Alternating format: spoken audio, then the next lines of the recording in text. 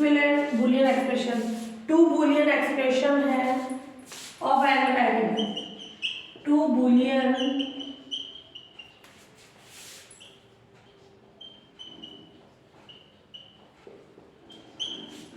expression of n variables are said to be equivalent. Clear?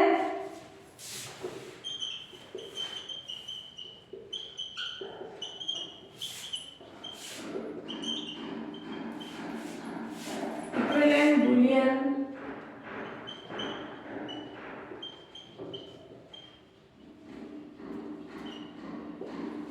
expression. If they assume the same value, if they assume same value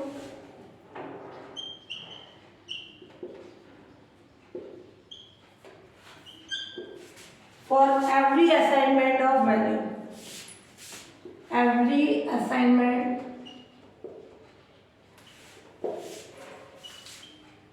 of values to the n variables.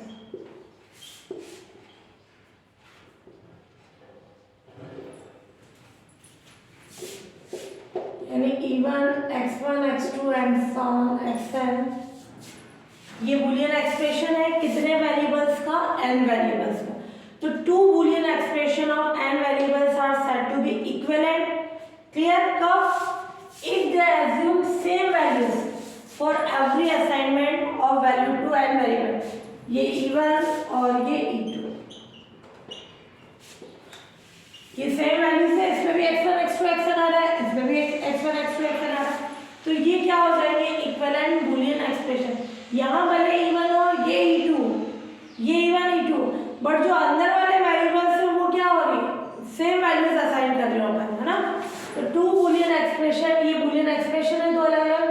They assume same values for every assignment of values to the n variables. ठीक है? तो ये अपने पास होगा equivalent. अब एक Boolean function,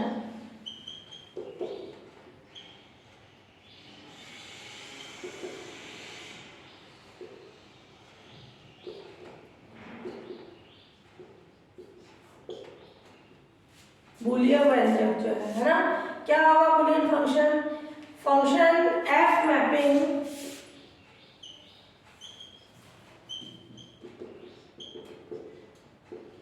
b to power n to b is called boolean function.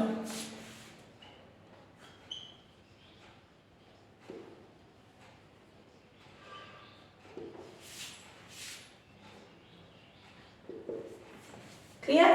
Is called boolean function if it can be specified by a boolean expression. If it can be specified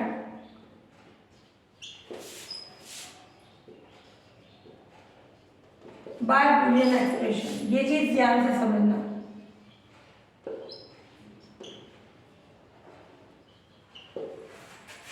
ये function है b की power n. ये b कौन है?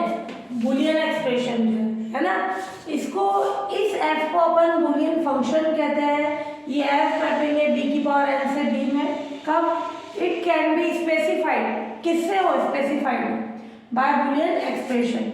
जैसे ये f b की power n यानी x1 x2 n वेरिएबल्स, ये फंक्शन होगा. ये किस में हो? Boolean expression. बूलियन एक्सप्रेशन को अपन इस फॉर्म से लिखते हैं, यानी e x1 x2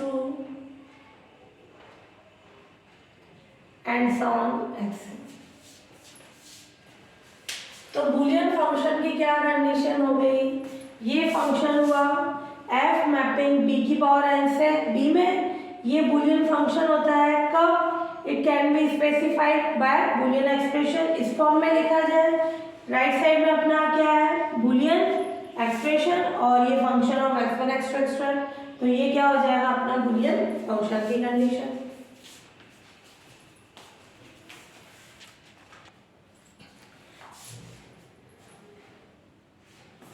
fundamental forms of Boolean function. यहाँ से देखना x ये 0 1 x की वैल्यू है ना, 0 और 1 लेंगे।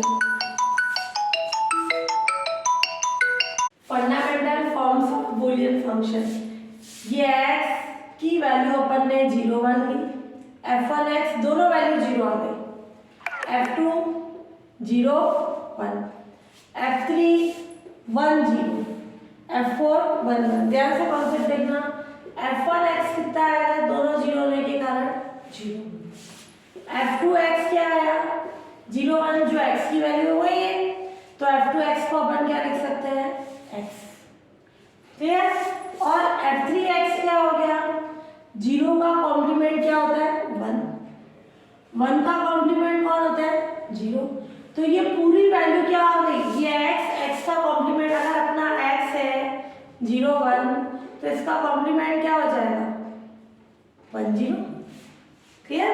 तो f3x क्या हो गया x कॉम्प्लीमेंट, f4x क्या हो जाएगा, दोनों वैल्यू 1 होने के कारण 1। तो ये चारों वैल्यूज क्या कहलाती है, फंडामेंटल फॉर्म्स किसकी, बुलियन फंक्शंस की, क्लियर। तो ये f1 f2 f3 f4 की वैल्यू, ये चारों फंक्शंस कैसे हैं, फंडामेंटल फॉर्म्स हैं, किसके लिए, बुलियन फंक्शन के लिए। अब इसी से अपन एग्जांपल लें कि बुलियन फंक्शन है, ये बुलियन फंक्शन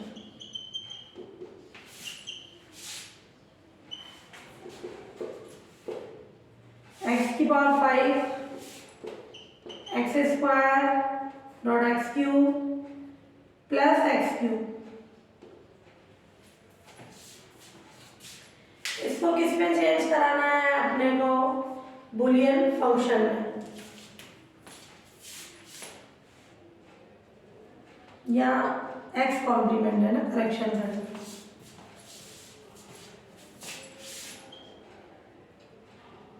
तो x की कितनी भी पावर हो 1 2 3, जैसे a इंटू ए क्या होता है,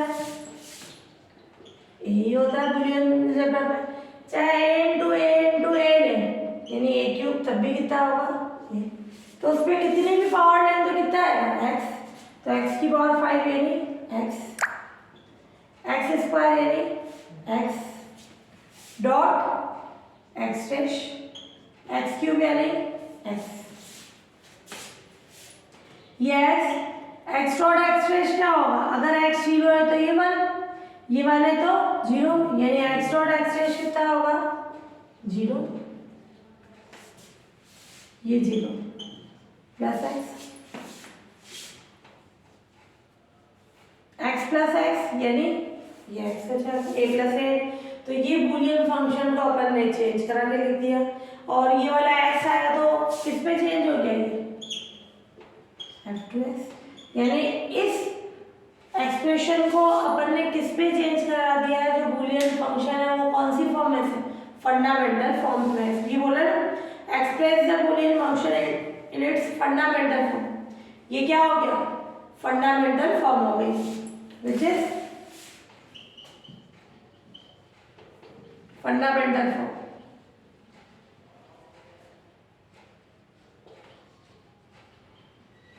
ठीक है, तो उस फॉर्म में चेंज करना शुरू हो गई।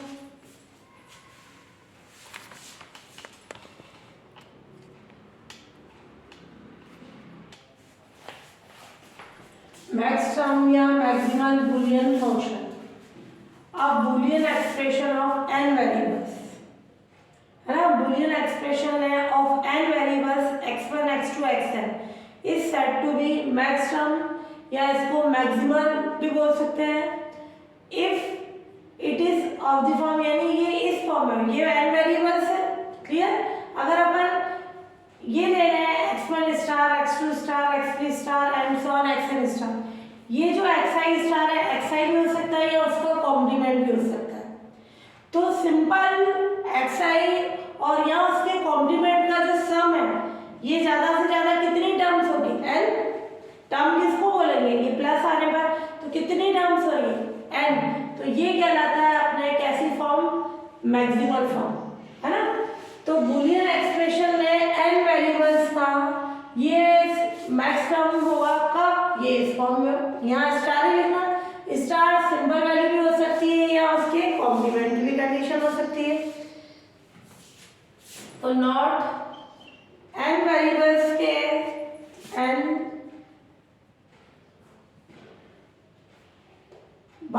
ये बाइनरी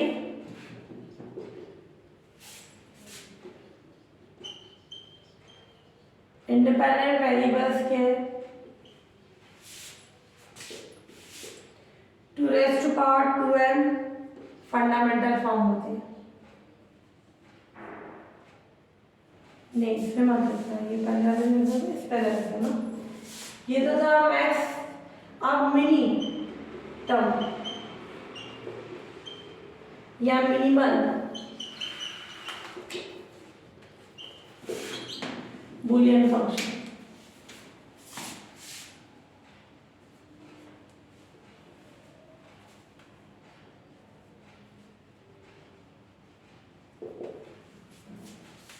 मिनी टर्म या मिनिमल बूलियन फंक्शन, तो क्या होगी इसकी कंडीशन, x1 x2 जो ये अपने पास वेरिएबल्स है, अब बूलियन एक्सप्रेशन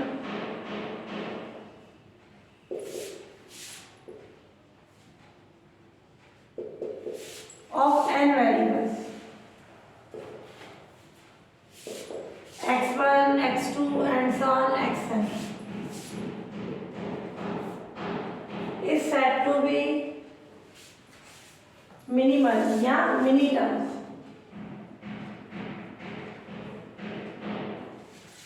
ये मैक्स टर्म यानी ज्यादा से ज्यादा टर्म होनी चाहिए, ये mini term if it is of the form. वो किस फॉर्म में होनी चाहिए अपने पास, x1 star x2 star and so on xn star. ये डॉट ये कम ही टर्म हुई, क्लियर। वेयर xi स्टार क्या है,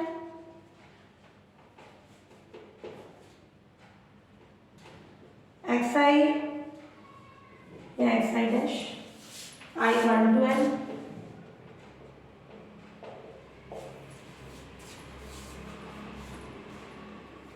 क्लियर। तो बूलियन एक्सप्रेशन है n वेरिएबल्स का, वो मिनी टर्म की कंडीशन होगी जब वो मल्टीप्लिकेशन में एक ही टर्म ही तो आई।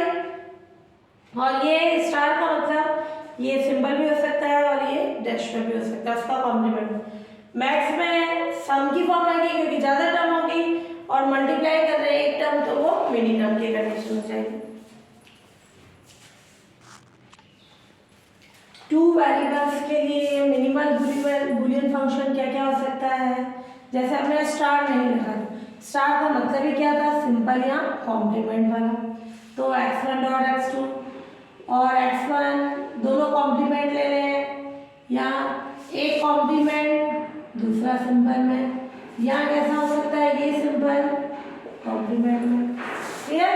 ये सारे हैं टू वेरिएबल्स के लिए minimal Boolean function. Three variables के लिए क्या हो जाएगा,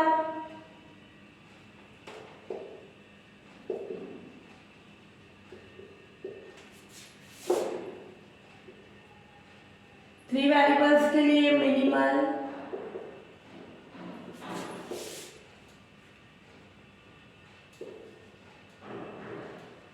बूलियन फंक्शन, तीनों मल्टीप्लाई, तीनों डैश में, क्लियर। या क्या हो सकता है, एक एक डैश पर, इस पे डैश लगा दिया, इस पे लगा दो x2 पे, या x1 x2 x3 डैश ना, किसी में भी कंडीशन हो सकती है। यहाँ फिर अपने क्या हो सकता है, सिंपल तीनों पे डैश, एक एक पे डैश, अब दो दो पे लगा दें, ये वाला सिंपल इन दोनों पे डैश लग गया, x1 सिंपल आ गया। अब x2 सिंपल ले लें, इन दोनों पे डैश लगा दें। अब ये x3 सिंपल इन दोनों पे लगा दें। ये क्या हो जाएगा, टू और थ्री वेरिएबल्स तो मिनिमल के लिए डॉट लगेगा, मैक्सिमल के लिए ज़्यादा टर्म्स होने के लिए सम आ जाएगा। और इन जनरल अपन इनको स्टार के फॉर्म में बता रहे हैं। ये स्टार सिंपल भी हो सकता है, कॉम्प्लीमेंट भी हो सकती है कंडीशन। ठीक है, तो ये क्या आ गया, 3 वेरिएबल्स के लिए कितने बुलियन फंक्शंस होंगे, 3 वेरिएबल्स के लिए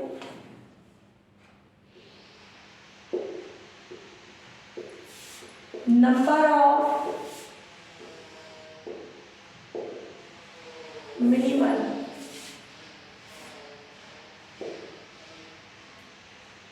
बुलियन फंक्शन किस पे आ जाएगी कंडीशन, 2⁻³ एन होगा, नंबर ऑफ वेरिएबल्स कितने हैं, जैसे ये 2⁻², 4, 2⁻², जितने वेरिएबल है 2 + पावर लेके वो कंडीशन आ जाएगी।